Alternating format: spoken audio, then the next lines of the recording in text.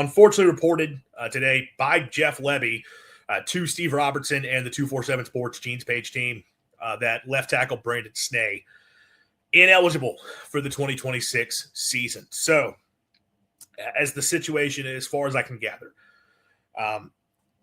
Mississippi State signed Brandon Sneh under the understanding that he would be eligible, obviously, that he would be eligible for the 2026 season, that he had another year of eligibility to work with it. This was going to be the final year of college football for him, but he had another year to play.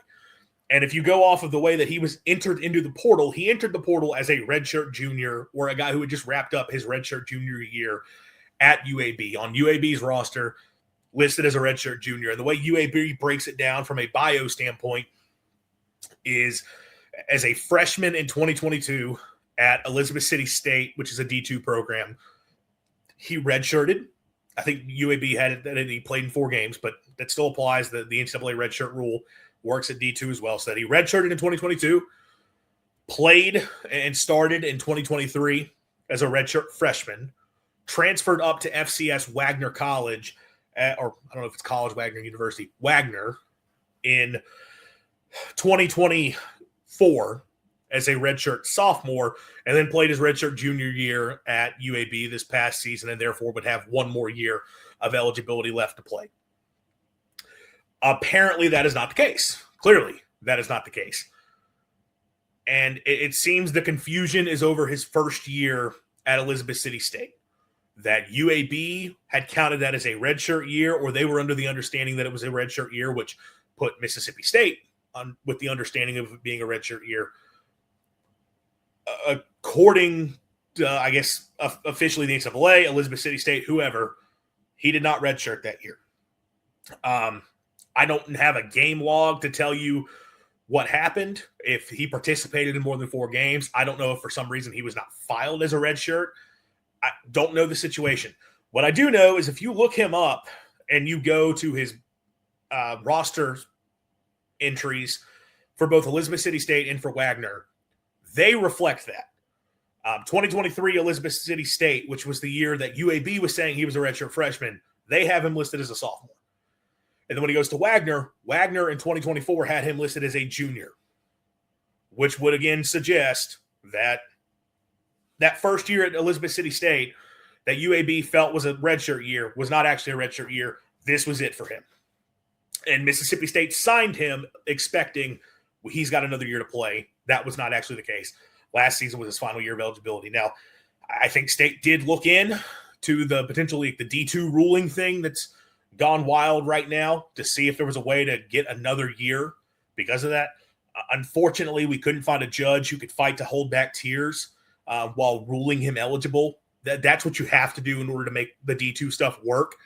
You have to have an alum of the university get up behind the podium and have to fight back tears in order to make sure that those guys can actually be eligible for the next year. And Mississippi State just didn't have one of those guys like some institutions in the state of Mississippi do in order to make sure that a quarterback who had a cold and had a snoring problem could come back for another year of college football. State was not that lucky. So Brandon Sneh's NCAA career is done. He will participate in Mississippi State's Pro Day.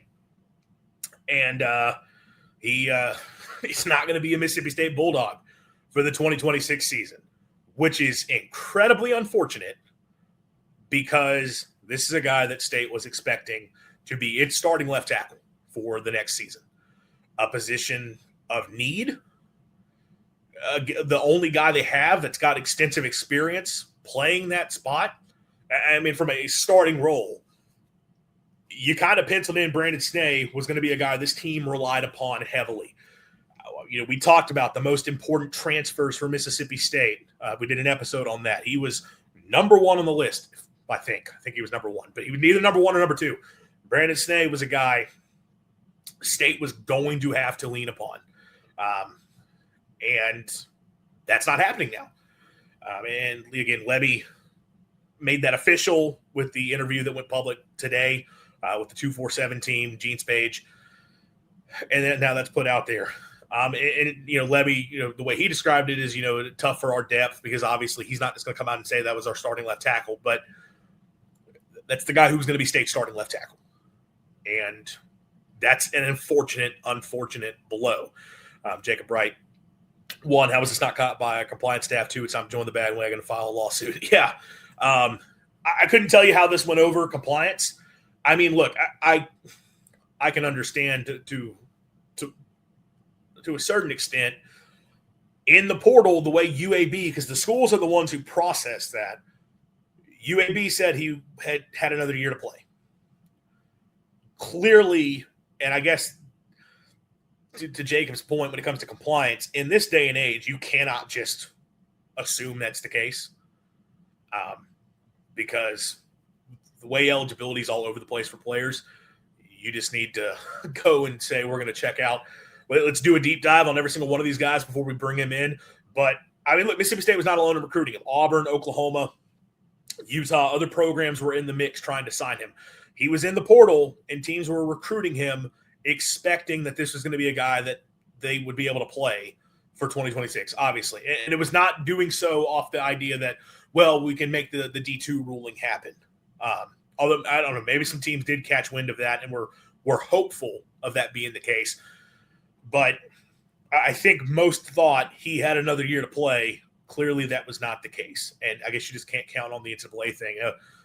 Bulldog Mississippi, Andrews, the NCAA going back and appealing a lot of these cases. Now, they're appealing Trinidad's because that's the most high profile. I don't think they're going to win it. I know I joked with that. I'm not going to dive deep into that. I've done it already here. I've given my thoughts on it. I think if Trinidad Chambliss could have helped Ferris State play football in, what is that, the 2023 season, he would have played football in 2023 regardless of his situation. But they're ruling that he was held out medically and that therefore got another year. So that's why the judge sided with him. Also, the judge is an Ole Miss guy, so of course he sided with him. State, I don't think they have much of a case here. Unless you can go back and prove he literally only played in 4 games in 2022 and therefore could be a red shirt, he doesn't have another year. But I don't think – it sounds like State's already explored whatever their options would have been. The fact they're saying he's done, he's done. It just is what it is. It's possible to get a left tackle that entered the portal but didn't sign during the cycle will still be available for the summer. I'm sure they're going to look to add somebody. You're not going to find a guy who's coming in to start. And I think I highlighted this. I mean, it would have been a couple months back now at this point once guys had kind of already locked in. The pool of talent left in the portal, the guys that are left over, they are the full definition of depth pieces. And whatever the equivalent would be of a walk-on at this day and age, that's what you're looking at going forward in terms of who's left in the portal. There had been talk State was probably going to continue to add some bodies post-spring for guys who had not already enrolled elsewhere, just because, there's a couple spots they could look to add some depth, and offensive line is clearly one of those. You're not finding a guy who's going to be able to come in and compete for a starting job, especially not after participating in the spring. I mean, think about it. You're talking about guys who at this point, their talent ceiling is incredibly limited, and then you're not even giving them spring practices to go through. I understand State brought in a lot of linemen last year who were not there for the spring and they ended up playing, but this is a little bit different situation because of the players you're talking about. Not to hate on any of those guys, whoever State does add, if they do add them, wish you the absolute best, make me look like a total idiot. That's perfectly fine. Realistically, those guys are not stepping in and contributing. Kind of shady thing, but will we get a blind transfer outside of the portal? How do we get a blind transfer outside of the portal for left tackle? Yeah, I don't know what you would do. I don't think there's anything you can do. At this point, you're going to be working with what you have available on the roster. So I guess, where do you turn if you're Mississippi State now for the left tackle spot? Obviously, Miles McVay comes in as a guy from North Carolina that played both left and right tackle, mostly right tackle, but did play some left tackle at UNC last year. Was not a starter, but did log quite a few game reps down the stretch. Late in the season, was kind of splitting time with the starters at those tackle spots and was getting involved quite a bit. I think folks around UNC thought he was performing well and could be a guy that moving forward could compete for a starting job. I had him as a guy that I had him as State starting right tackle coming into the year. You're probably looking at him right now as the favorite or one of the favorites to win that starting left tackle job, which, hey, like if he can build off what he did last year, fantastic.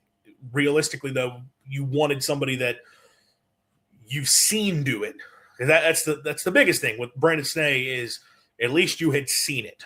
You knew this guy has played a ton of football. I've been a starter for 3 years at that point, at 3 different levels, but 3 years of starting as a left tackle.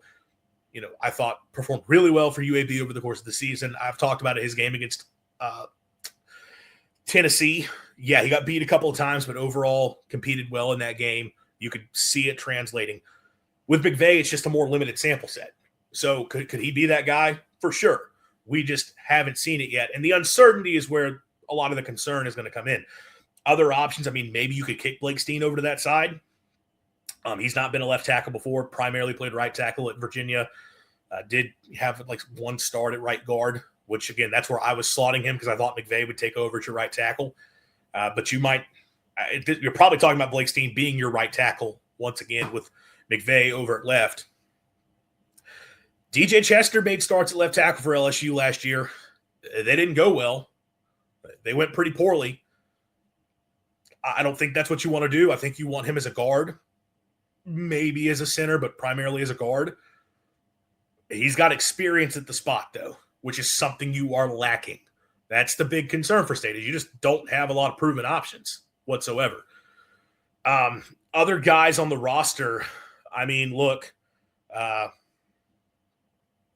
in terms of, Saquon Miles, top JUCO left tackle a season ago, didn't really play for you. State's had success with those guys before. Most recently and notably, Martinez Rankin was the number one JUCO tackle. Didn't play took a redshirt his first year and then stepped in and became a really good left tackle for Mississippi State and had a short stint in the NFL. I'll be honest, I haven't really broken down where Saquon matches up compared to where oh my God, I just said his name and I'm already blanking on him. But from the previous tackle that you had back, Martinez Rankin. Yeah. It's crazy that I can say his name and then immediately forget his name. I haven't checked out how they compare his prospects coming out. I know the JUCO situation is kind of different these days than it was. That would have been 2016 when he signed. But maybe there's potential there that after a year getting his feet under him at the FBS level, he's ready to go out and compete. You still have Jakeem Shumpert-Perkins, who's another guy that I think there's some optimism within the building about, another JUCO guy who got a few reps as he redshirted this past season. You might start seeing some of the young guys compete. We looked at the young class that State brought in of offensive linemen. You talk about Isaiah Dent, Jalen Matthews, Tyler Miller, Mario Nash, LJ Perdome, but he's going to be at the guard spot. Really didn't expect any of those guys to be contributors this year. Perdome is a guy who could compete for a starting job at guard, and I'm going to tell you, right now, I will project him to start at guard because I think you're probably looking at McVay and Steen as your starting tackles, with Perdome coming in as your starting one of the guard spots. You weren't expecting that, though. That was not the plan coming in. A lot of those are guys are players you expected needed a year or so to kind of get ready. So, yeah, it's a tough spot. It's not just a losing depth. You lost one of the most experienced linemen you had on the roster. And I understand he had never done it at this level. There is no guarantee Brandon Sneh was going to step in and be ready to play at an SEC level. We don't know that. And there's also no guarantee that none of the guys on the roster can't step up and be awesome. But as I mentioned earlier, the uncertainty of it all is what's frustrating and what's concerning. And I've talked about it a lot with offensive line. I say it every single time we talk this position. I value experience over everything else. State was incredibly experienced. A lot of the guys you have on the roster just aren't. What does that mean for you at that spot?